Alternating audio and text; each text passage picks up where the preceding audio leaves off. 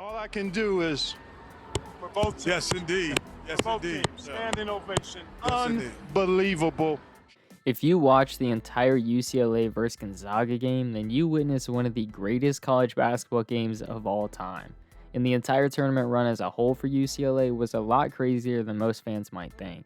From losing their top recruits at the G League to having last year's leading scorer go out with a torn ACL just 8 games into the season, there's a lot to talk about.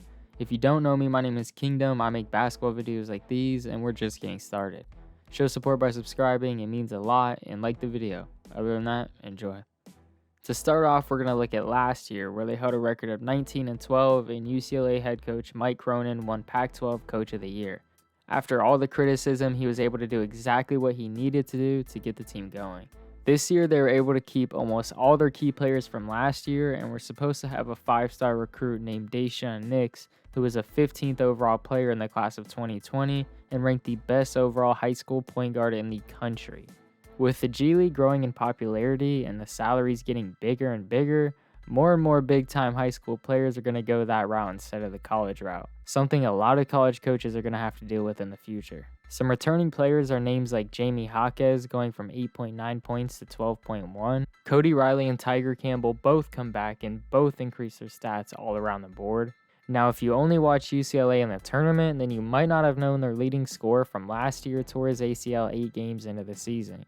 Chris Smith was averaging 12.6 points, 6.4 rebounds, and 2 assists before the injury. Being one of the top guys for UCLA, that's a huge blow, and you can't really do anything but feel bad for Chris. The last person that I have yet to mention is sophomore Johnny Juzang. If you didn't know this, he was actually not on the roster last year and was a transfer from Kentucky. In his freshman season at Kentucky, he only averaged 12.3 minutes a game and started 2 of the 28 games he played. In those few minutes that he did average, he averaged 2.9 points a game. Fast forward to a year later, and he's now not only the starting point guard for UCLA, dude is UCLA. To come to a brand new team and be able to do what he did this season, he proved to everybody that he's a pro ball player. From nothing with Kentucky to a great first round pick in the NBA, I might have to make another video just about him. So after a solid season going into the March Madness tournament, they held a record of 17-9 and were 4th in the Pac-12. During this season, they played 4 games that went into overtime, including a game against Pepperdine that went into a triple overtime. But were able to come out with a win, going 2-2 in total. In the final game of the regular season is where they come up against an Oregon State team who they beat by 5 earlier in the season. This is one of those games that went into overtime. In a very close game, they lose by 4, extending their losing streak to 4 going into the tournament. Exactly 1 week later is the first game of the March Madness tournament, and they go up against Michigan State in the first 4. In a slow first half where they trail 33-44 at halftime, they come out with a way better second half and actually outscored Michigan 44-33, which if you know math, yep, that means overtime. Being 2-2 in overtime games so far this season, they should know what to do and what went wrong in the games they lost. They were able to pull away early and hold on to the lead just long enough in overtime, winning 86-80. Jaquez had an amazing game scoring 22, and then Juzang with 23, just enough to get out of the first 4. Now is when the tournament really begins. In Game 2, they go up against BYU, who's 20-7 on the season. After a great first half from the team and an incredible first half from Juzang, they were able to hold on to the lead 38-27 going into halftime. Through a tough battle, they were able to hold on to the lead throughout the rest of the second half and get the win. The final score is 73-62, moving on to the round of 32. Now in their 3rd game of the tournament so far, they're set to take on Abilene Christian after they upset the 3-seed Texas in the first round. This was by far their most comfortable game. They were able to pull ahead late in the first half and just kept the gas on the entire game. They were able to win by 20, leaving the final score 67-47. Literally everyone on the team had a good game, and it was a good team win overall. Blowing any team out is a huge confidence boost for any team. Now we're on to their 4th game in the tournament, where they'll be taking on Jelly Fam and the 2-seed Alabama. This was one of the best games of the entire tournament. After an incredibly close back and forth game, it looked like it was all over. Up 3 with 4.2 seconds on the clock, it looked like UCLA was more than likely going to win this one. Javon Quinterly for Alabama brings the ball up, and let me just play the clip. Get it in. Yep. Quinterly. Pass it off. Reese. So yeah, now we're in overtime. UCLA starts out pretty dominant and is able to hang on to a 4-point lead until Jaquez hits an absolute dagger to send them up 7.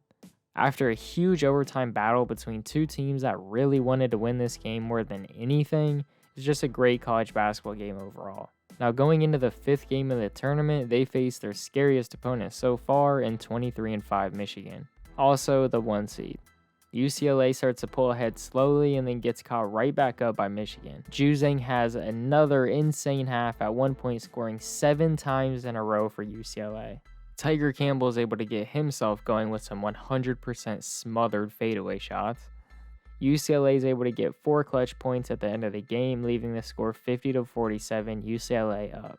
Then Wagner for Michigan hits 2 free throws. Then Wagner again gets a chance to win the game, and he airballs. Juzang goes 1 for 2 at the line, and Michigan's Mike Smith gets a perfect look but misses. UCLA somehow survives because Michigan literally couldn't make a shot except for those 2 free throws. Juzang had 28 points and Tiger Campbell had 11. Both had huge games, combining for 39 of UCLA's 51.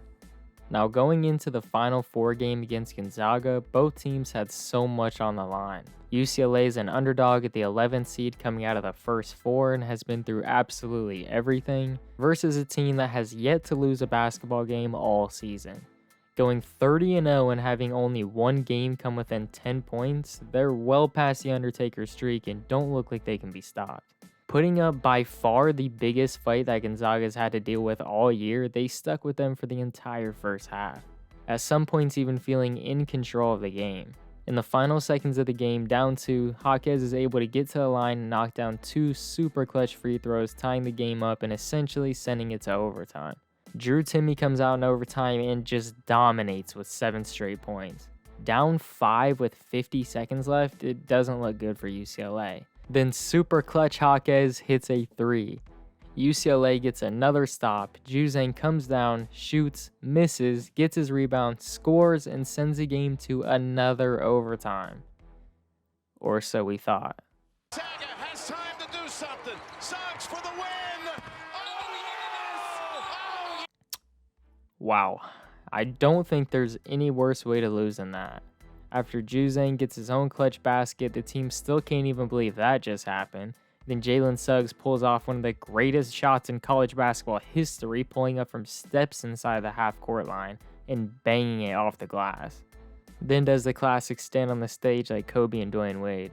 Although losing to a half-court buzzer beater stings, UCLA still put up a hell of a fight, and even Jalen Suggs himself had to mention multiple times how good that UCLA team was. Going up against a Gonzaga team where their entire starting 5 is going to the NBA, you can't be mad about their performance at all. There were 19 total lead changes during the game, and it literally took a half-court buzzer beater to stop them from beating an undefeated team.